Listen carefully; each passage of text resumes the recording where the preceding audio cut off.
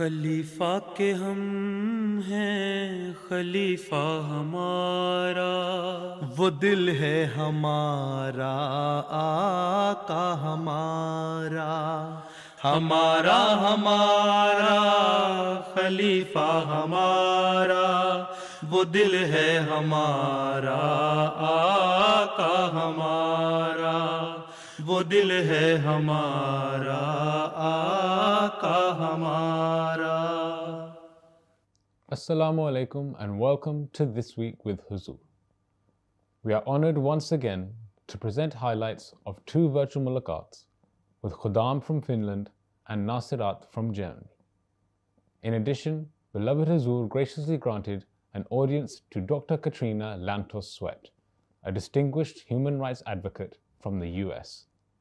However, we begin with Saturday's mulaqat, where Hazrat Khalifatul Masih, may Allah be his helper, met with Finland's national Khuddam Amla.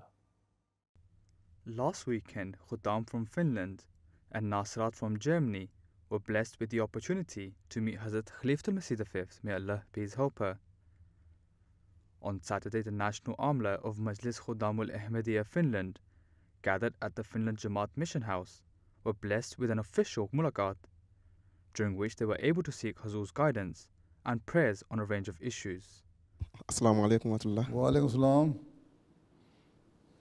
Huzur, my name is Musa Isuman. Mr. Asuman, are you from Ghana? Yes, please. Acha, what do you do? Yeah, I'm in charge of social services here. You are in charge of Social services. social services, khidmat khalq. Yes, sir, please. Mu'tamim khidmat khalq. Yeah, Mutamim Mu'tamim khidmat khalq. Mutamim Hitabha. Khidmat khalq. Now you should know the terminology Yes. and you should be able to pronounce the terminology. Right? Yes, please. What we use. Yes, please. The title, your title is Mu'tamim khidmat khalq. And you should know your Mutamim Mu'tamim Mutamim khidmat khalq. Khidmat. Hitmatul Halq. Now this is your title. This is your Yes, please. portfolio. Yes. You should remember it. Yes. Acha, acha. So you come from Ghana. Yes, please. Acha, what is your original town? Yeah, I'm from Greater Accra. Acha, Yes, please. you are Akan. Yes, please. From Mando. Okay. Right. So, what is your physical plan? Yeah, inshallah, Huzur, we have a lot of plan here. Here in Finland, as a result of the social service is very high here. So we do very little, but we have a good impact. Yes, Of what you should we- visit all people houses. In these countries, these people are deprived people. And when you go to visit them, they become happy. Because their own relatives do not come to visit them. So, and also, you should collect some amount at least every year for installing one hand pump in any of the African countries, right? If you cannot spend more than that, at least one hand pump in a year should be installed by the Finland Jamaat. So you make a plan for that. السلام علیکم پیارے حضور، Islam. میرا نام ارسلان مظفر ہے اور مجھے بطور محتمم اطفال خدمت کرنے کی توفیق مل رہی ہے۔ اچھا، یہ خیال رکھیں کہ 15 سال تک اتنی ٹریننگ ہو جائے اطفال کی کہ جب وہ خدام میں جائیں تب بھی اٹیچ رہیں جماعت سے اور مجلس سے۔ اطفال الاحمدیہ کی حد تک تو بڑے اچھے ہوتے ہیں، جب 15 سال کی عمر کو پہنچتے ہیں تو وہ آزادی ملتی ہے تو پھر بالکل ہی بگڑ جاتے ہیں۔ اصل چیز یہ ہے کہ 15 سال کے بعد سنبھالنا، اور اگر 15 سال تک اچھی طرح سنبھالا جائے تو پھر ہمیشہ اٹیچ رہتے ہیں۔ اس طرف خاص توجہ کریں، ٹھیک ہے؟ السلام علیکم پیارے حضور، السلام۔ میرا سوال یہ ہے جن خدام سے بار بار رابطہ قائم کرنے کے باوجود بھی رابطہ قائم نہیں ہو رہا، اس حوالے سے ہم کیا کر سکتے ہیں؟ چھوٹا سا ملک ہے، رابطہ قائم کوئی آسٹریلیا تو نہیں ہے ایک کونے سے دوسرے سے رابطہ نہیں قائم ہو رہا، تو کوشش کریں آپ کے رابطے قائم ہونے چاہیے۔ اس کے مطلب آپ میں سستی ہے، جن سے رابطہ قائم نہیں ہو رہا وہ عاملہ کی سستی ہے، عہدیداروں کی سستی ہے جو رابطہ قائم نہیں کرتے. سمجھ آئی؟ کوئی نظام ایسا بنائیں کہ ہر ایک تک پہنچیں. میں نے کہا تھا نا مبین ربی صاحب کو, اٹھ کے السلام علیکم وعلیکم السلام کہہ کے حال پوچھ لیا کریں, اور کچھ بھی نہ کہیں نا اگر, تو اسی سے رابطے ہو جاتے ہیں. آپ رابطہ کرتے ہیں اس وقت جب آپ نے چندہ لینا ہوتا ہے, جب آپ نے رپورٹ مانگنی ہوتی ہے, جب آپ نے وقار عمل کرانا ہوتا ہے, جب آپ نے کچھ اور اپنا مقصد پورا کرنا ہوتا ہے تو اس وقت رابطہ کر لیتے ہیں.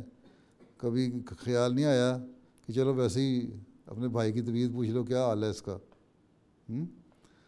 عید والے دن اس کو السلام علیکم وعلیکم السلام کر کے تحفہ عید کا بھیج دیں, ٹھیک ہے, خدا ملیم دیا چاہے بھیج دیں. اگر آپ لوگ غریب ہیں تو اپنے بجٹ میں سے نہیں بھیج سکتے, تو اسی سے ان کو احساس ہوگا کہ ہاں جماعت سے ہمارا رابطہ ہے, جماعت ہمارا خیال رکھتی ہے. تو اس طرح رابطے بڑھائیں کہ جب کوئی کام نہیں ہے تب بھی آپ کون سے السلام علیکم وعلیکم السلام ہوتا ہو, ٹھیک ہے. پھر ان میں بھی احساس پیدا ہوگا. کوئی انتہائی بے شرم ہوگا تو اس کو شرم نہیں آئے گی, باقی کو شرم آ ہی جائے گی, ہیں, ٹھیک ہے. چلو, السلام علیکم ورحمۃ اللہ. پیارے حضور. السلام. حضور میرا یہ سوال ہے کہ تبلیغی پمفلیٹ جو ہم تقسیم کرتے ہیں ان میں حضور صلی اللہ علیہ وسلم کا اسم مبارک بھی ہوتا ہے, اور اسی طرح حضرت مسیح موعود علیہ الصلوۃ والسلام اور خلفاء کی تصاویر بھی ہوتی ہیں. تو جب ہم پمفلیٹ تقسیم کرتے ہیں تو بعض لوگ ان پمفلیٹس کو یا تو پھاڑ کے پھینک دیتے ہیں یا ڈسٹ بن میں پھینک دیتے ہیں. تو حضور اس سلسلے میں ہم کیا کر سکتے ہیں؟ حضور سے رہنمائی کی درخواست ہے. جہاں بہت ضروری ہے وہاں تصویر شائع کریں, جہاں ضرورت نہیں ہے زیادہ تصویر شائع کرنے کی وہاں ضرورت کوئی نہیں تصویر کی, ٹھیک ہے. اور جو جس کو تقسیم کرتے ہیں اسے پوچھ لیں کہ ہم دے رہے ہیں, تم لو گے, لینا چاہتے ہو, جو لینا چاہتے ہیں ان کو دیں. باقی ٹھیک ہے, تصویریں ضائع تو کرتے ہی ہیں لوگ, یا ڈسٹ بن میں پھینک دیتے ہیں یا ویسے پھاڑ کے سڑک پہ پھینک دیتے ہیں, اوپر لوگ چل رہے ہوتے ہیں. تو ہر ایک کو جو زبردستی دینے کی ضرورت کوئی نہیں کہ یہ ہمارے پمفلیٹ ہے, لینا چاہو گے, جو لینا چاہے اس کو دیں. تو بہرحال ان کو تو کوئی قدر نہیں ہے نا, انہوں نے تو اس طرح کرنا ہی ہے جب تک ان کو سمجھ نہ آئے. تو جہاں انتہائی ضرورت ہے وہاں تصویر شائع کرنی چاہیے, وہاں باقی ضرورت کوئی نہیں شائع کرنے کی. باقی تو تبلیغ کرنے کے لیے یہ چیزیں تو پھر کرنی پڑتی ہیں, کچھ نہ کچھ تو مشکلات ہیں, اور بعض دفعہ جذباتی تکلیف بھی پہنچتی ہے, اس کا سامنا کرنا پڑتا ہے, ٹھیک ہے. السلام علیکم پیارے حضور. وعلیکم السلام. حضور میرا یہ سوال ہے کہ کچھ لوگ خود سے کام نہ کرنے کا عذر یہ پیش کرتے ہیں کہ حکومتی بینیفٹ سے بھی اتنی ہی آمدنی ہو جاتی ہے جتنی خود کام کر کے. ایسے احباب کو کس طرح خود کام کرنے کی طرف توجہ دلائی جائے؟ اچھا, ان سے کہیں کہ تم لوگ صدقہ لینا پسند کرتے ہو یا صدقہ دینا پسند کرتے ہو؟ کوئی اسلام تو کہتا ہے, آنسر نے فرمایا کہ دینے والا ہاتھ لینے والے ہاتھ سے بہتر ہے. تو بجائے اس کے کہ تم اس مسلمان کہلاتے ہوئے اور احمدی مسلمان کہلاتے ہوئے اسلام کی تعلیم پہ عمل کرو, اور حضرت صلی اللہ علیہ وسلم کے اس ارشاد پر عمل کرو کہ اوپر والا ہاتھ نیچے والے ہاتھ سے بہتر ہے, تم لوگ نیچے ہاتھ رکھ کے تم مانگنا شروع کر دیے, صدقہ لے رہے ہو. حالانکہ ایک نوجوان آدمی جو صحت مند بھی ہے اور کام کر سکتا ہے, اس کو مطلب ہی کوئی نہیں صدقہ لینا. اسے کہو قابل شرم بات ہے کہ فقیر بن کے رہ رہے ہو تم. اپنے پاکستان میں اگر ہوتے تو فقیر بن کے تم مانگنا برداشت کرتے, یہاں آتے ہو تو فقیر بن جاتے ہو. تھوڑی سی غیرت دلائیں تو آپ ہی ٹھیک ہو جائیں گے. جی جزاک اللہ حضور. جی السلام علیکم حضور. حضور سوالات کا سلسلہ تو اتنا ہی تھا. ایک خواہش تھی اگر حضور انور مناسب سمجھیں تو نو منتخب عاملہ حضور کے پیچھے لبیک کہتے ہوئے عہد اگر دہرا سکے. جو میں نے باتیں کہہ دی ہیں اس پہ عمل کریں, اور جو پلان ہے اس کے مطابق کام کریں, اور ایک نئے جذبے اور جوش سے اپنا نیا کام شروع کریں, اور کوشش یہ کریں کہ ہم نے 100% اپنے ٹارگٹ جو ہیں, اپنے پلان جو ہیں ان کو اچیو کرنا ہے, ٹھیک ہے. یہی اصل چیز ہے. عہد دہرانے سے کچھ نہیں ہوگا کہ عہد دہرا کے اس کے بعد کہہ دیا ہم نے عہد دہرایا تھا اور ختم ہوگی بات. ہم نے دعا کر لی, نئی عاملہ نے دعا کر لی, اس دعا میں سارا کچھ شامل ہو گیا, ٹھیک ہے. جی حضور ٹھیک ہے. اللہ حافظ الناصر. اللہ حضور. اللہ حافظ. السلام علیکم. السلام علیکم. The following day, around 535 Nasirat from Germany gathered at the Mind Markt in Mannheim were blessed with the opportunity of a virtual mulaqat with Hazur and had the opportunity to ask questions. السلام علیکم پیارے حضور، میرا سوال ہے کہ اللہ تعالیٰ قرآن کریم میں فرماتا ہے اور یقیناً ہم نے قرآن کریم کو نصیحت کی خاطر آسان بنا دیا، تو میرا سوال ہے پھر ہمیں تفاسیر کی ضرورت کیوں پڑتی ہے؟ آسان بنا دیا ہے، اس میں جو باتیں ہیں وہ آسان ہیں عمل کرنے کے لحاظ سے، ٹھیک ہے. نصیحت اللہ تعالیٰ نے کی ہے، جو بعض کھلی باتیں ہیں، جو ظاہری احکامات دیے ہیں وہ بڑے آسان دیے ہیں، ٹھیک ہے. اور اس کو اللہ تعالیٰ نے فرمایا کہ یہ نصیحتیں جو ہیں کوئی مشکل نہیں ہے انسان کے لیے، جو انسان کے جو قوا ہیں، جو انسان کی طاقتیں ہیں، جو انسان کی دماغی حالت ہے، اس کے لیے اس کو سمجھنا اور اس پہ عمل کرنا مشکل نہیں ہے ہیں. اس لیے یہ کہنا کہ یہ بہت مشکل کام اللہ تعالیٰ نے ہمیں بتا دیا، یہ غلط ہے. ہاں اگر تمہیں سمجھ نہیں آتی کسی بات کی، تمہیں مشکل لگتا ہے، تو اس کے لیے پھر تفسیر موجود ہے. مفسرین نے اس کی آسان تفسیر کر کے تمہیں سمجھا دیا کہ اس کا یہ مطلب ہے، ٹھیک ہے. لیکن اللہ تعالیٰ نے ساتھ یہ بھی سمجھایا دیا کہ جو پاک صاف لوگ ہوتے ہیں انہی کو اس کی باتیں سمجھ آتی ہیں. اللہ تعالیٰ نے یہ بھی فرما دیا کہ جو ظالم ہیں وہ ان کو نقصان ہی ہوتا ہے، اس سے ان کو سمجھ نہیں آتی. مومن جو ہیں ان کو فائدہ ہو جاتا ہے، اور ظالموں کو سمجھ نہیں آتی، وہ ان کو نقصان ہی ہوگا اس کا پڑھنے کا. ایک طرف اللہ تعالیٰ کہتا ہے کہ قرآن کریم پڑھنے کا فائدہ ہے، دوسری طرف کہتا ہے اس کا نقصان ہے. فائدہ کس کو ہے؟ جو مومن ہے. نقصان کس کو ہے؟ جو کافر ہیں، جو نہیں ماننا چاہتے، جو سمجھنا نہیں چاہتے. تو اللہ تعالیٰ نے احکامات دیے ہیں اس میں ایسے جن پہ عمل ایک انسان کر سکتا ہے، اور جو اس کا مقصد ہے پیدائش ہے اس کو پورا کر سکتا ہے. اللہ تعالیٰ نے فرمایا کہ انسان کا مقصد پیدائش جو ہے عبادت کرنا ہے، ٹھیک ہے. اور وہ عبادتیں جو ہیں اللہ تعالیٰ نے جو طریقہ بتایا عبادت کا، وہ ایسی مشکل نہیں کہ آدمی کر نہ سکے. کہاں 50 نمازوں سے شروع کیا تھا اللہ تعالیٰ نے کہنا، پھر ان کو آسان کرتے کرتے 5 نمازوں پہ آ گیا، ٹھیک ہے. تو آسانی ہو گئی نا تمہارے لیے. اور 5 وقت ایسے ہیں جو انسانی فطرت کے لحاظ سے، انسانی طبیعت کے لحاظ سے، روزمرہ کے وقت کے لحاظ سے ایسے ہیں کہ جس میں انسان کی ضرورت ہوتی ہے کہ دعا کرے اور اللہ تعالیٰ کے قریب ہو اور پھر اس کا قرب پائے. تو یہ مطلب ہے آسان بنانے کا. یہ مطلب ہے کہ اس کا عمل کرنا مشکل نہیں ہے. انسان سمجھتا ہے بہت مشکل ہے، ہاں جو مومن ہے اس کے لیے مشکل نہیں ہے، جو کافر ہے اس کے لیے بہت مشکل ہے. جو مومن ہے اس کو فائدہ ہوتا ہے، جو کافر ہے اس کو نقصان ہوتا ہے. ہاں ٹھیک ہے نا؟ چلو. السلام علیکم حضور، میرا سوال ہے کہ عورتیں امام بن سکتی ہیں؟ عورتیں عورتوں کی امام بن سکتی ہیں، مردوں کی نہیں بن سکتی، ٹھیک ہے. یہی ہمیں حضرت صلی اللہ علیہ وسلم نے فرمایا ہے. ہم اگر مسلمان ہیں، پکے مسلمان ہیں، قرآن اور سنت پہ عمل کرنے والے ہیں، حضرت صلی اللہ علیہ وسلم کی باتوں کو ماننے والے ہیں، تو پھر ہمیں وہی کرنا چاہیے جو ہمیں اللہ تعالیٰ اور اس کے رسول صلی اللہ علیہ وسلم نے فرمایا، ٹھیک ہے. اور انہوں نے یہ فرمایا کہ مرد جو ہے وہ امام بنے گا، اور اگر عورتیں ہوں، ایسی مجبوری ہو، تو پھر عورت امام بن سکتی ہے، ہاں عورتیں ہوں صرف، ٹھیک ہے. تو اس لیے ہمارے ہاں بھی جب نمازیں ہوتی ہیں، بعض فنکشن ہوتے ہیں، تو عورتیں نمازیں پڑھا لیتی ہیں. روا میں مجھے یاد ہے پرانے زمانے میں جب ساؤنڈ سسٹم پوری طرح اچھا نہیں تھا، تو جو جلسہ ہوا کرتا تھا، جو لجنہ کی مارکی میں جو جلسہ ہوتا تھا، اس میں وہاں ظہر عصر کی نمازیں عورتیں پڑھایا کرتی تھیں باجماعت عورتوں کو، مردوں کے حصے سے آواز وہاں نہیں جاتی تھی. ٹھیک ہے نا؟ رحمۃ اللہ وبرکاتہ. پیارے حضور، میرا سوال یہ ہے کہ مردوں کے 3 تنظیمیں ہیں، افطال الاحمدیہ، خدام الاحمدیہ اور انصار اللہ. عورتوں کی صرف 2 تنظیمیں کیوں ہیں؟ مردوں کے 3 تنظیمیں ہیں، عورتوں کی 2 ہیں، اطفال اور خدام اور انصار، ٹھیک ہے. اور عورتوں کی یہ ناصرات 15 سال تک اور اس کے بعد لجنا. ٹھیک ہے. عورتیں کہتی ہیں ہم نے 40 سال سے اوپر بڑا ہونا ہی نہیں تو تنظیم کس طرح بنائیں. کہ وہ کہتی ہیں ہم کوئی بوڑھی ہو گئی ہیں. کسی عورت کو تم کہو بوڑھی ہو گئی تو مانے گی؟ تمہیں کس بار سے لڑنے لگ جائے گی ہیں.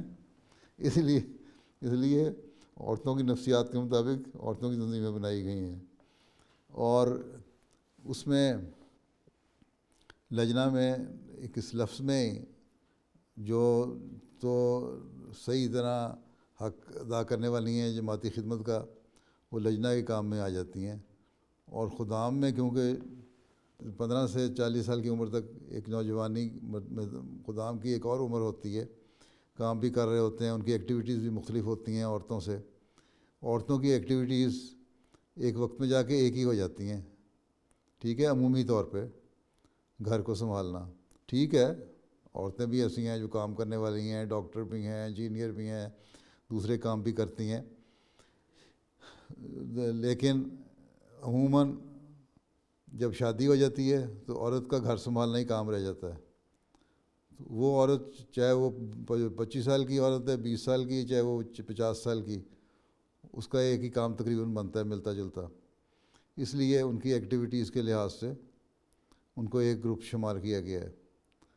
اور مردوں میں کیونکہ مختلف ایکٹیویٹیز ہوتی ہیں، 40 سال تک ان کی ایکٹیویٹیز اور ہوتی ہیں خدام کی، اس کے بعد اور مختلف ہو جاتی ہیں. پھر جو سوچ میں فرق ہے، عورت جو ہے وہ میچور ہو جاتی ہے جلدی، اور اس کی سوچ اور بڑی کی سوچ تقریباً ملتی جلتی ہیں. مردوں کی جو سوچ ہے بڑھاپے میں جا کے بالکل علیحدہ ہو جاتی ہے. ایک یہ بھی وجہ ہو سکتی ہے. تو 3 کیٹیگری اس لیے بنائیں کہ مختلف مردوں کو زیادہ کام کرنے کی طرف توجہ دلائی جائے، اور عورتوں سے یہ بھی امید رکھی گئی ہے. ایک یہ بھی وجہ بھی ہو سکتی ہے کہ عورتوں سے یہ امید رکھی گئی ہے کہ وہ چاہے 25 سال کی ہو یا 50 سال کی ہو، وہ اسی طرح ایکٹیو ہو کے کام کرے گی. لجنا کا جو کام کرنے والی ہے جس طرح ایک 25 سال والی کر رہی ہے، اور اس لیے فرق نہیں رکھا. تو حضرت مسلم موعود نے جب بنائی تھی تنظیمیں، ایک تو اس لیے بنائی تھیں تاکہ مرد جو ہیں نوجوانوں کا ایک طبقہ علیحدہ رکھا جائے، ان سے زیادہ کام لیا جائے. اور مردوں سے بعض کام ایسے لیے جاتے ہیں جو زیادہ سخت ہوتے ہیں، جو انصار کی عمر میں پہنچ کے انسان نہیں کر سکتا. اس لیے بھی ایک فرق شاید رکھا ہو. عورتوں کی جو کام کی نوعیت ہے وہ ایک طرح کی ہوتی ہے، وہ کر سکتی ہیں، چاہے وہ 25 سال کی ہو، 30 سال کی ہو، 35 سال کی ہو، یا 45 سال کی یا 50 سال کی. تو یہ وجوہات ہو سکتی ہیں. باقی یہ تو اچھی بات ہے کہ تم لوگوں کی عمروں کو پتہ نہیں لگتا، نہیں تو پتہ لگ جائے گا کون اور 40 سال کی ہوگی، پھر بھی پریشان ہوتی رہو گی. ٹھیک ہے. چلو. السلام علیکم حضور. میرا سوال یہ ہے کہ آج کل کے غیر مسلمان نوجوان جو ہیں وہ سوشل میڈیا کے برے اثرات کی وجہ سے خدا اور دین پہ سے بہت دور ہوتے جا رہے ہیں، اور اگر ہم ان کو کچھ سمجھائیں وہ ہماری بات نہیں سنتے. تو میرا سوال ہے کہ ہم ان کو کیسے یقین دلا سکتے ہیں کہ ایک خدا ہے؟ پہلی بات تو یہ ہے کہ پہلے تو اپنوں کو بھی سنبھالو ہیں، کہ ہمارے اپنے لوگ بچے بچیاں جو ہیں نا وہ ان کے انفلوئنس میں نہ آ جائیں، ان کے اثر کے تحت نہ آ جائیں. ٹھیک ہے. پہلے ہمارا کام ہے اپنوں کو سنبھالنا، ان کو بتانا اچھی طرح کہ خدا ہے ہیں، اور اس کے لیے خدا کے ثبوت کے طور پہ واقعات پیش کرنا ہیں، اپنی کہانیاں سنانا، واقعات بیان کرنا، یہ بڑوں کا بھی کام ہے. اپنی دعاؤں کی قبولیت کی باتیں بتانا، یہ بھی کام ہے. اچھی کوئی خواب دیکھے اور پوری ہو جائے تو وہ بھی بتانا کہ اچھا اس طرح خدا ہے. باقی یہ لوگ جو ہیں سوشل میڈیا پہ جا کے اللہ تعالیٰ کے خلاف باتیں کرتے ہیں، یا ایسی باتیں کرتے ہیں جو مذہب سے دور لے جانے والی ہیں مذہب سے دور لے جانے والی ہیں، اللہ تعالیٰ سے دور لے جانے والی ہیں. تو یہ شیطانی چالیں ہیں. شیطان نے کہا تھا جب آدم پیدا ہوا تھا اس وقت ہی کہا تھا نا کہ میں ان کو بگاڑنے کی کوشش کرتا رہوں گا. ہر زمانے میں شیطان نے اپنا اپنا طریقہ اختیار کیا ہے. اس زمانے میں شیطان نے سوشل میڈیا کو بھی اختیار کر لیا. اب سوشل میڈیا جو ہے نیک کاموں کے لیے بھی استعمال ہو سکتا ہے اور برے کاموں کے لیے بھی. ٹھیک ہے. اب سوشل میڈیا پہ ہی تم اچھی باتیں ڈال کے تو لوگوں کو نیکی کی طرف بھی لے کے آ سکتی ہو. اور لیکن آج کل سوشل میڈیا پہ زیادہ تر ایسی باتیں ڈالی جاتی ہیں جو اخلاق کو خراب کرنے والی ہیں, جو مذہب سے دور لے جانے والی ہیں, جو اللہ تعالیٰ سے دور لے جانے والی ہیں. تو اس کے جواب میں تم لوگوں کو چاہیے جب ایسی باتیں دیکھو تو جو پڑھی لکھی اور علم والی لڑکیاں ہوں وہ بتاؤ کہ سوشل میڈیا میں اللہ تعالیٰ کے مطلب یہ آیا لیکن اس کا جواب یہ ہے. مذہب کے بارے میں تم نے یہ لکھا ہے تو اس کا جواب یہ. اپنی ایک ٹیم بناؤ نوجوان لڑکیوں کی, وہ سوشل میڈیا پہ جواب دیں. اگر تمہارے سے بڑھ کے سوال ہے تو پھر لجنہ کو چاہیے کہ لجنہ ایک ٹیم بنائے اور ان کے جواب دیں. اور خدام الاحمدیہ اور اسی طرح جماعت کی باقی تنظیمیں لوگ بھی اس کے جواب دیں سوشل میڈیا پہ ہی. اسی جگہ جہاں سوشل میڈیا پہ یہ آتا ہے وہیں کمنٹس کا بھی کالم ہوتا ہے ایک, ٹھیک ہے نا. اس کمنٹ میں تم اپنے باتیں لکھ سکتی ہو تاکہ ان کو بتاؤ کہ تم جو کہہ رہے ہو غلط ہے, خدا یہ ہے, مذہب یہ ہے. اور اس کے بعد اس کی وجہ سے بعض لوگ جو فوری طور پہ زیر اثر آ سکتے ہیں, ان کو جب جواب مل جائے گا نا کہ نہیں تم غلط کہہ رہے ہو, اصل جو بات یہ ہے, تو پھر وہ بھی سوچیں گے. انسان کو اللہ تعالیٰ نے عقل دی ہے, تم لوگوں کو اللہ تعالیٰ نے عقل دی ہے. جب تمہارے پاس اس سوال کا جواب ہوگا, جو غلط راستے پر تمہیں لے جایا جا رہا ہے اس کو صحیح راستے پر ڈالنے کے لیے تمہارے پاس حل ہوگا اس کا ہیں, تو پھر لوگ پھر اس کو بھی دیکھیں گے, پھر کوشش کریں گے کہ ہم اس کو بھی دیکھیں. باقی یہی شیطان نے کہا تھا کہ میں بگاڑ پیدا کروں گا, اور آج کل شیطان سوشل میڈیا کے ذریعے سے بگاڑ پیدا کرنے کی کوشش کر رہا ہے. اور اس کا طریقہ یہی ہے کہ ہم زیادہ سے زیادہ اللہ تعالیٰ کی طرف جھکیں جو احمدی ہیں, تاکہ صحیح مسلمان ہونے کا حق ادا کر سکیں. اور جو دوسرے ہیں ان کو بچانے کے لیے سوشل میڈیا پہ اس کا جواب دو تاکہ ان کے جو غلط باتیں ہیں ان کا رد ہو جائے, ان کو جواب مل جائے. ٹھیک ہے, ٹھیک ہے, جزاک اللہ. میرا سوال ہے کہ اگر اسکول میں بہت زیادہ ریسزم کا سامنا کرنا پڑے اور کوئی بات نہ کرے, یہاں تک کہ گروپ پروجیکٹس میں بھی ساتھ کام نہ کرنا چاہے, وہ اگر تمہارے ساتھ وہ جو جرمن ہے وہ بات بھی نہ کرنا چاہیں, ہاں, پھر تو ایسی صورت میں ہمارا رویہ ان کے ساتھ کیسا ہونا چاہیے؟ بات یہ ہے کہ ایسی صورت میں ایک تو تم ریسزم میں اگر ہے تو جو اسکول کی ایڈمنسٹریشن ہے اس کو کہو کہ یہ ریسزم ہے, اس کو ختم کرنا چاہیے. ٹھیک ہے. دوسرے ساری تو نہیں ریسزم ہوتی نا, چند ایک ہی ہوتی ہیں, 2-4 ہیں جو باقی اچھی لڑکیاں ہیں یا اچھے اسٹوڈنٹ ہیں, ان سے تم رابطہ رکھ سکتی ہو. ٹھیک ہے, ان سے کہو یہ دیکھو ہم تو جرمنی میں آئے, ہم جرمن زبان بول رہے ہیں, ہم جرمن قوم کے ملک کے وفادار بھی ہیں, ہمیں یہی مذہب نے ہمیں سکھایا ہے, اور ہم تمہاری خاطر کام بھی کر رہے ہیں. اب میں پڑھائی اسکول میں کر رہی ہوں تو اس لیے کر رہی ہوں تاکہ میں بڑی ہو کے کوئی اچھا کام کر سکوں اور ملک کے کام آ سکوں, ڈاکٹر بنوں یا انجینئر بنوں یا فلاں بنوں. اور ہماری بہت ساری لڑکیاں بنی ہوئی ہیں. تو اس قسم کے اگر ریسزم ہو تو پھر تو لڑائیاں ہی ہوتی رہیں گی, اس لیے ہمیں نہیں کرنی چاہیے. اور کہنا اسلام ہمیں یہی سکھاتا ہے کہ ریسزم تو کوئی چیز نہیں ہے. تو جب ہم وفادار ہیں ملک کے تو ہمارے سے یہ کیوں سلوک ہوتا ہے؟ ان جو اچھی لڑکیاں ہیں اپنے جو ریسزم کی قائل نہیں ہیں ان کو اپنا دوست بناؤ اور ان سے ایسی باتیں کرو تو وہ خود ہی ریسزم کرنے والوں کو جواب دیتے رہیں گے. بہت جگہ ایسا جرمنی میں بھی ہو رہا ہے اور ملکوں میں بھی ہوتا ہے کہ بہت سارے ان کے اپنے لوکل لوگ جو ہیں وہی ہمارے دوسری قوموں کے لوگوں کے جو ایشین آباد ہیں وہاں ساتھ دیتے ہیں. وہ کہتے ہیں جو ہمارے لوگ کر رہے ہیں غلط کر رہے ہیں, اور پھر تمہاری طرف سے ہو کے وہ ان کو جواب دیتے ہیں.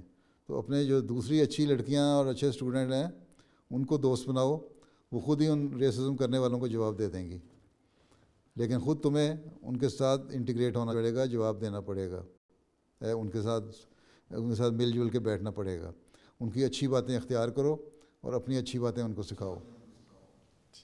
ٹھیک ہے, جی, جزاک اللہ. جی میرا سوال یہ ہے کہ یہاں جرمنی میں اکثر اسکول اور اساتذہ کی طرف سے کلاس ٹرپس کا انتظام کیا جاتا ہے جن میں پڑھائی کا حصہ بھی شامل کیا جاتا ہے. ایسے طلباء و طالبات جو حصہ نہیں لیتی ان کے نام اسکول کے ادارے میں دیے جاتے ہیں اور غیر حاضر رہنے کی وجہ سے اسکول کے نمبروں پر بھی اثر پڑتا ہے.